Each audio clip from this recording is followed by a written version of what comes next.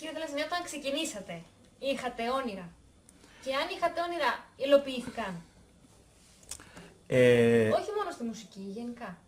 Εντάξει, θα ήμουν αχάριστος αν έλεγα ότι δεν υλοποιήθηκαν τα όνειρά μου. Πολλά μου όνειρα υλοποιήθηκαν, αλλά δεν πρόκειται για όνειρα. Αυτά ήρθαν το ένα μετά το άλλο χωρίς να βλέπω πολύ μακριά. Όνειρα είχα, αλλά όχι πολύ μακρινά. Δηλαδή, όνειρα είχα αυτά που μπορούσα να πιάσω. Δηλαδή δεν είχα όνειρο το να παίξω, ας πούμε, με τον Μάικλ Τζάκσον. Πήγα σε κάποια ταβέρνα στον Πειραιά και έπαιξα και ήταν σχολείο για μένα, γιατί έπαιζα με δύο μεγάλους ανθρώπους, παππούδες στην ουσία, με κιθάρες στον κόσμο από πάνω από τις παρέες που τρώγανε. Και εκεί έμαθα και διάφορα παλιά τραγούδια, λαϊκά τραγούδια παλιά, και με έβαζαν και έπαιζα σόλο με την κιθάρα μου τις εισαγωγές και τραγούδα και μαζί τους μάθανα τα τραγούδια. Μετά με καθίζαν σε ένα σκαμπό για να κάνουν αυτό το διάλειμμα τους και έπαιζα νέο κύμα. Ας πούμε, κάθε πρωί που εκείνα να πάω στη δουλειά, φεύγαν σαν πουλιά τα ψαροκάικα, διάφορα έτσι. Και άρχισα να κάνω έτσι ρεπερτόριο. Μετά πήγα σε μια μπουάτη στο Πέτρα και Φως, στο οποίο δούλεψα μαζί και με την Ελένη, τη γυναίκα μου, κάποια 2 χρόνια και άλλα 2 που ήμουν μόνος μου εκεί. Και σε ένα πάλι σκαμπό με μια κιθάρα και έπαιζα. Και έπαιρνε όλα και όλα, άντε να έπαιρνε 60-70 άτομα αυτό το μαγαζάκι. Έτσι ξεκίνησα να κάνω ρεπερτόριο. Έτσι έπαιζα, αυτά ήταν, το όνειρό μου ήταν αυτό, δηλαδή να παίζω στον κόσμο όπως έπαιζα στις παρέες μου.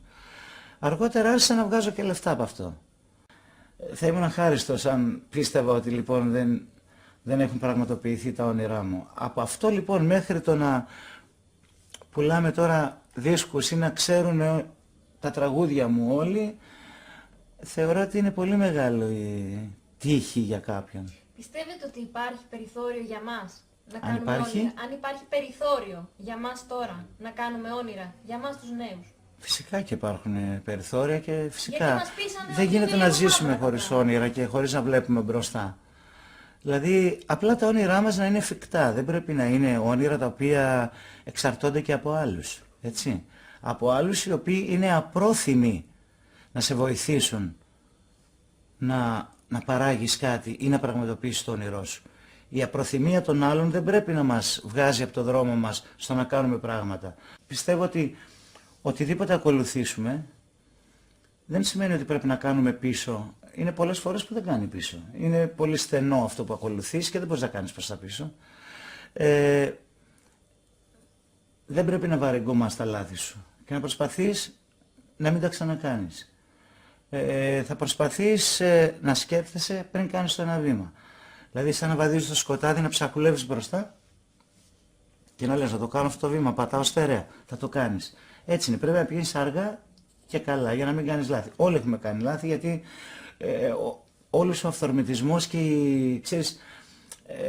η αισιοδοξία για κάτι μας κάνει να τρέχουμε πολλές φορές, έτσι, η ανυπομονησία για κάτι μας κάνει να ξεπερνάμε 2 σκαλιά και να προσπαθούμε να κατέβουμε ή να ανέβουμε άλλα 4 σκαλιά, κάποια στιγμή τρώμε τη μούρη μας.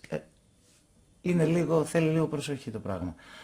Όχι ότι δεν πρέπει να πέσεις. Θα πέσεις, θα ξανασηκωθείς. Ο άνθρωπος καταρχάς είναι ένα κοινωνικό ζώο, το οποίο πρέπει γύρω του να ζει με ανθρώπους ίδιους, αλλά και κανέναν ίδιο με τους άλλους. Όλοι είμαστε εντελώς διαφορετικοί και όλοι μοιάζουμε, είμαστε άνθρωποι. Γι' αυτό πρέπει να μάθει να ζει με ανθρώπους, πρέπει να μάθει να ζει με άλλους τρόπους ζωής. Δεν είμαστε όλοι οι ίδιοι, δεν μας αρέσει σε όλους το ίδιο, αλλιώς δεν θα έχει και καμιά ομορφιά όλο αυτό που ζούμε. Να ρίχνει νερό στο κρασί του, να μην το κάνει βέβαια νερό, όλο το κρασί, να ρίχνει λίγο νερό στο κρασί του και να προσπαθεί να επικοινωνεί με όλους. Είναι λογικό να κάνει εχθρούς, διότι δεν μπορείς να είσαι πάντα ο ουδέτερος, ο επιτίδιος. Αυτό για μάθημα και πολλών οι οποίοι θέλουν να λένε σε όλα ναι. Δεν γίνεται αυτό το πράγμα. Το είχα και εγώ αυτό, αλλά έχω μάθει να λέω ναι ή έχω μάθει να λέω την αλήθεια. Έχετε έτσι κάποιο παράδειγμα ενός Έλληνα έτσι τούρμπο ή ενός ανθρώπου έτσι? Ενός ανθρώπου. Ή ανθρώπου ή Έλληνα. Κάτι να δούμε και να πούμε ναι ρε φίλε, υπάρχει, μπορώ να το κάνω κι εγώ και να γίνω κάτι σαν κι αυτόν. Πολλά παραδείγματα. Ανθρώπων που τα βιβλία μας τους φέρουν τέλειους και όμορφους και Ναι. γλυκούς. Ο Χριστός, ας πούμε, ήταν για μένα ένας πάρα πολύ καλός άνθρωπος. Έτσι, ο οποίος μπορεί να είναι και Θεός, μπορεί να ήταν και Θεός, μπορεί να... Τι δίδαξε μέσα σε εκείνη τη βαρβαρότητα του, όχι ας το κάτω, αυτό είναι δικό μου, όλα αυτά και τέτοια. Δίδαξε ότι υπάρχει πτώση από τον παράδεισο. Γιατί θεωρήσαμε ότι αυτή η σπηλιά είναι δική μου, δεν είναι ολονών. Αυτή είναι η γυναίκα δική μου, δεν είναι αλλού. Αυτή ήταν η πτώση από τον παράδεισο. Εγώ έτσι τη θεωρώ. Ότι έβαλαν κάποιοι το εμπόριο. Δηλαδή ο Χριστός πήγε στον ναό που συνήθιζαν να πηγαίνουν για να προσεύχονται, ας πούμε, στον υπάρχοντα Θεό, για τους αρχαίους τους πολλούς θεούς, ή τέλος πάντων ό,τι θεωρούσαν Θεό, και το είχαν κάνει παζάρι, κάτι όπως γίνεται και σήμερα, έτσι. Οι θρησκείες πόσες φορές εμπορεύονται πράγματα, δηλαδή αν πας στην Τίνο, που αφήνουν, δεν λέω ότι η ίδια η Εκκλησία μπορεί να εμπορεύεται, που αφήνουν όλο αυτό το εμπόριο γύρω-γύρω από την Εκκλησία και γύρω-γύρω από τη Μεγαλόχαρη, ας πούμε, αυτό κάνει εχθρούς, δεν κάνει φίλους. Η επιτυχία δεν φέρνει την ευτυχία. Η ευτυχία μπορεί να φέρει την επιτυχία. Εγώ το πιστεύω αυτό. Δηλαδή, την ευτυχία την αποκτάς με πράγματα πολύ μικρά και όμορφα, πολύ μικρές απολαύσεις, πολύ μικρές χαρές, και σε ρωτάνε, είσαι ευτυχισμένος, και λες, είμαι. Αν θεωρείται μικρή χαρά και η υγεία, που λέμε ότι έχω την υγεία μου, είναι καλά η γύρω μου, έχω επικοινωνία με τους ανθρώπους, με αγαπούν και τους αγαπώ, αυτό σημαίνει ότι είναι ευτυχία. Όταν η ευτυχία εξαρτάται και όταν δεν στοχεύεις σε άπιαστα πράγματα. Ή όταν δεν παίρνουν τα μυαλά σου αέρα να κοιτάς πολύ μακριά και να θεωρείσαι δυστυχισμένος που δεν έπιασε το άπιαστο. Η επιτυχία όμως χρειάζεται και μία δόση τύχης. Η επιτυχία. Επιτυγχάνω, έτσι. Αν και η τύχη δεν έχει να κάνει με κάτι το οποίο έπεσε από τον ουρανό, έρχεται από τη λέξη τυγχάνω, το οποίο στην αρχαία ελληνική σημαίνει συμβαίνει να είμαι. Είσαι εκεί στην τύχη σου. Με ενοχλεί το ότι η νέα γενιά δεν μπορεί να αλλάξει πολλά πράγματα. Διότι δεν είναι στα χέρια της πλέον. Γιατί το λέω αυτό? Θεωρώ ότι δεν είναι στα χέρια της γιατί είναι αυτό που είπαμε και πριν. Ότι δεν σου απλώνουν ένα χέρι βοηθείας, ώστε η λαϊκή βούληση, η λαϊκή επιταγή να είναι και νόμος. Πρώτα φτιάχνονται οι νόμοι και δυστυχώς οι νέοι πρέπει να υπακούν. Ενώ η πλήρη αντιστοιχεία της λαϊκής γνώμης θα πρέπει να είναι ο νόμος. Για μένα αυτό είναι ο νόμος. Αυτό που θέλουν οι πολλοί. Δυστυχώς τους νέους τους απογοητεύουν διότι τους πρόχνουν σε λάθος κατευθύνσεις. Τρέχει πάρα πολύ ο πολιτισμός, η ανάπτυξη, ο πολιτισμός μέσα εισαγωγικά αυτό που εννοούν πολιτισμό. Και νομίζω ότι πηγαίνουμε προς το κενό, δηλαδή προς το σκοτάδι, ενώ θα πρέπει να πηγαίνουμε προς τα πίσω. Δηλαδή τις μικρές χαρές τις έχουμε αφήσει και στοχεύουμε σε κάποιες μεγάλες χαρές, οι οποίες εξαρτώνται μόνο από το χρήμα ή από την επιτυχία. Δεν είναι τίποτε αυτό το πράγμα. Χάνουμε την επικοινωνία μας μέσα από τα μέσα, από το ίντερνετ, από τις τηλεοράσεις, χάνουμε τη σπουδή ορισμών πραγμάτων, τα βιβλία, ακολουθούμε και βλέπουμε τα μέσα μαζικής ενημέρωσης τα οποία είναι μονόπλευρα και μονομερή. Είναι φοβερά πράγματα. Είναι τραγικό αυτό που λέτε. Είναι πολύ τραγικό, αλλά να σας πω κάτι. Το μαξιλάρι μου αυτά μου λέει κάθε βράδυ. Ειλικρινά σας το λέω. Οπότε, κάτι πρέπει να υπάρχει, γιατί όταν ήταν η μεγάλη καταπίεση στην τουρκοκρατία, τότε έγινε η επανάσταση. Να σας πω κάτι. Όταν ήτανε... Η αποξένωση δεν βοηθάει πουθενά. Δηλαδή αποξενωνόμαστε έχοντας στόχους, είπαμε, την προσωπική μας επιτυχία. Πρέπει να οργανωθούμε, πρέπει να συνδικαλιστούμε. για ένα κοινό συμφέρον, για ένα κοινό μέλλον, για ένα κοινό αύριο, να αποτινάξουμε από πάνω μας αυτούς που παίρνουν αποφάσεις σκουριασμένες. Δεν είναι έτσι τα πράγματα. Κάτι να ρωτήσω εδώ, ο συνδικαλισμός, ας πούμε, του 60. Ο συνδικαλισμός. Του 60, του 70. Ναι. Που και τότε υπήρχε αυτή η ανάγκη. Να σου πω κάτι. Έφερε Ο κάτι συνδικαλισμός του 60 και του 70 και του 80 έβγαλε όλο τον κόσμο στο πεζοδρόμιο και διεκδίκησε συλλογικές συμβάσεις. Αυτές οι συλλογικές συμβάσεις σήμερα η Ευρώπη τις κατήργησε. Αυτά κερδιθήκανε με αίμα, με τραυματισμούς, με πολλά δακρυγόνα, Θυμάμαι το 1975 που έβγαλα το γυμνάσιο, δούλεψα το καλοκαίρι. Και είχα πέσει πάνω, στη μεταπολίτευση δηλαδή, είχα πέσει επάνω σε κάτι διαδηλώσεις οικοδόμων, οι οποίοι οι οικοδόμοι ήταν στην Ομόνια, με τις μπετόβεργες. Και έπεφτε πάρα πολύ ξύλο. Ανοίγαν κεφάλια κανονικά. Δηλαδή γιατί διεκδικούσαν πράγματα. Οι οικοδόμοι που δουλεύουν σήμερα, ακόμη και οι αλλοδαποί, με αυτές τις συμβάσεις των ανθρώπων που είχαν αιματώσει, δουλεύουν. Η παράδοση. Τι έχει να πει σε εμάς σήμερα, έχει να πει κάτι, είναι ένα είδος που το παίρνω το μουσείο, το βγάζουμε λίγο, το βλέπουμε και το ξαναβάζουμε μέσα. Έχει δηλαδή Η παράδοση έχει και αυτό που λες, ότι πολλές φορές μας συμβουλεύει και μας δείχνει το πώς ήταν να μην ξεφεύγουμε πάρα πολύ.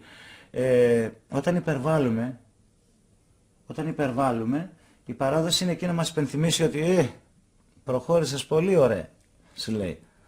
Εκεί είναι, δηλαδή μας βάζει κάποια όρια. Φυσικά. Ο Έλληνας, ο πρόσφυγας, ο Έλληνας αυτός που έπαιρνε χαρά από τα μικρά τραγούδια, από τα μικρά μαγαζάκια. Ναι. Ο Έλληνας που δούλευε τα πρωινά στην οικοδομή και το απόγευμα ή καθόταν με τη γυναίκα του ή πήγαινε στο καφενείο και μίλαγε με τους άλλους. Αυτός ο Έλληνας μπορεί να ξαναζήσει. Και αν ξαναζήσει, με ποιο τρόπο. Πώς θα είναι τώρα. Να σου πω κάτι, αυτός ο Έλληνας μέσα στα βάσανά του ήταν ευτυχισμένος. Γι' αυτό. Έτσι. Ήταν ευτυχισμένος. Το ότι πήγαινε στο καφενείο να παίξει ένα τάβλι και μια πρέφα με τους φίλους του και θα πήγαινε στο σπίτι να βρει ένα φαγητό στο πιλάφι μαγειρεμένο, ήταν πάρα πολύ ευχαριστημένος. Και εγώ την έζησα αυτή την εποχή. Και έβλεπα οικογένειες που μεγαλώνουν στην ίδια αυλή και ήταν πάρα πολύ όμορφα. Και είχαμε τον κ. Φραντζέσκο που έπαιζε μπουζούκι στην αυλή μας και τον συνοδεύαμε εμείς πιτσιρικάδες στην κιθάρα. Και καθόμασταν κάθε βράδυ ό,τι είχε ο καθένας, 3 οικογένειες σε μία αυλή. Βάζαμε ένα τραπεζάκι στη μέση και καρέκλες και τρώγαμε όλοι μαζί. Αυτό το πράγμα νομίζω ότι πολύ δύσκολα θα το ξαναβρούμε ή θα το ξαναδούμε. Φαντάζει σαν ασπρόμαυρη ελληνική ταινία. Το θέλουμε όμως. Δεν το θέλουμε. Δεν ξέρω αν το θέλουν. Εμείς. Εμείς μπορούμε να το θέλουμε, γιατί εγώ μάλιστα το θέλω, γιατί μου θυμίζει και η θύμηση, ξέρεις, είναι κάτι νοσταλγικό και πολύ όμορφο. Και είναι και το ιδανικό. Τσαμπουκάς λοιπόν, θα το κάνουμε. Να το κάνουμε. Ποιος τραπέζι. Στους νέους σήμερα τι θα λέγατε και στους μαθητές. Τι θα λέγατε εσείς από όλη αυτή την εμπειρία σας και την πορεία σας στην Ελλάδα. Θεωρώ ότι πρέπει να συμβουλεύετε λίγο τους πιο μεγάλους. Δηλαδή η επανάσταση σήμερα είναι, η επανάσταση της εφηβείας μας είναι λίγο επικίνδυνη. Γιατί είναι σε πάρα πολύ βαθιά νερά. Δεν είναι σε ρηχά νερά. Ειλικρινά εμείς όταν φεύγαμε το πρωί από το σπίτι μας και γυρίζαμε τη νύχτα και δεν μας ψάχνε κανένας. Είναι πολύ απλά τα πράγματα. Πολύ απλά. Υπήρχαν 2 αλάνες που θα παίζαμε ή να πηγαίναμε στην παρακάτω γειτονιά ή πιο πέρα ή πιο πέρα. Δεν ανησυχούσε κανείς για μας. Ξέρανε που είμαστε. Ακόμη και οι γυναίκες της παρακάτω γειτονιάς προσέχανε και εμάς και ξέρανε ποιοι είμαστε. Θεωρώ ότι είναι λίγο λοιπόν επικίνδυνο, γιατί πρέπει να συμβουλεύονται λίγο τους γονείς τους. Να πηγαίνουν λίγο πιο προς τα πίσω. Σου λέω, η πάρα πολύ πρόοδος και αυτή η τρεχάλα και αυτή η τρομερή ταχύτητα που τρέχουν τα πράγματα με φοβίζει πάρα πολύ.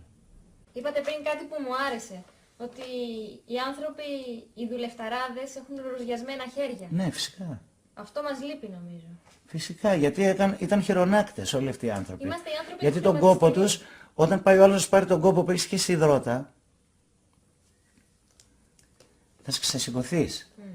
Ενώ όταν είσαι ένας άνθρωπος ο οποίος κάθεσαι στον καναπέ και κάθεσαι και λες, τι να κάνω τώρα, να κάνω αυτό, να βγάλω λεφτά, μήπως να πάω πάρω εκείνες τις συμμετοχές.